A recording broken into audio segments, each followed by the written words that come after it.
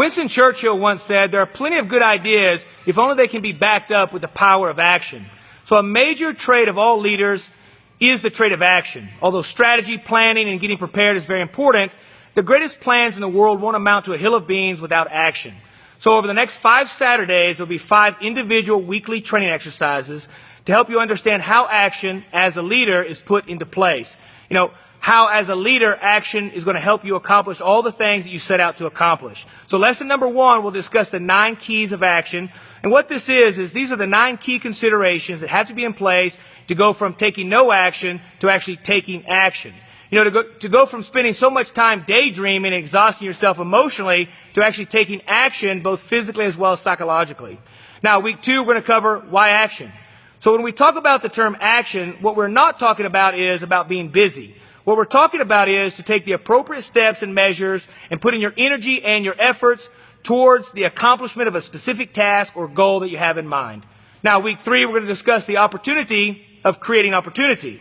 You know, the truth of the matter is you cannot take action unless you know what it is you're going after. And once you identify that, you have to create some action. And then from that action, you create some opportunity. And then you got to seek out those opportunities and then just leverage them with all your might.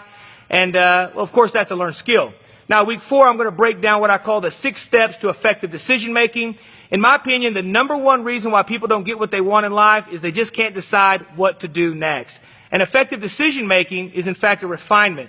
It's an art. It's a skill. You know, to understand how you think, to understand what you're committed to, and then create an individual strategy for you to step up and get things moving to accomplish the task that it is that you want to enjoy. You know, effective decision making is realizing that once you decide, that is to say, once you choose the path or the outcome that you want, is to take immediate and strategic steps in action. And lastly, we're going to discuss what I call focused action. Listen, being busy, well, it's easy. Putting energy and effort into the design to create a particular outcome, well, that's a learned skill. So when I use the term focused action, what I'm referring to is your ability to be single-minded in your effort and your willingness to complete the task at hand. You know, so often, and I've been blessed to work with a whole lot of people, so often people boast about how busy they are.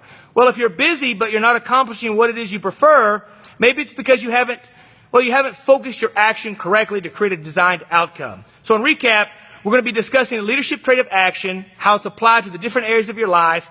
And again, the truth is the leadership trait of action is what separates the guy with a good idea and the guy who actually made something good happen.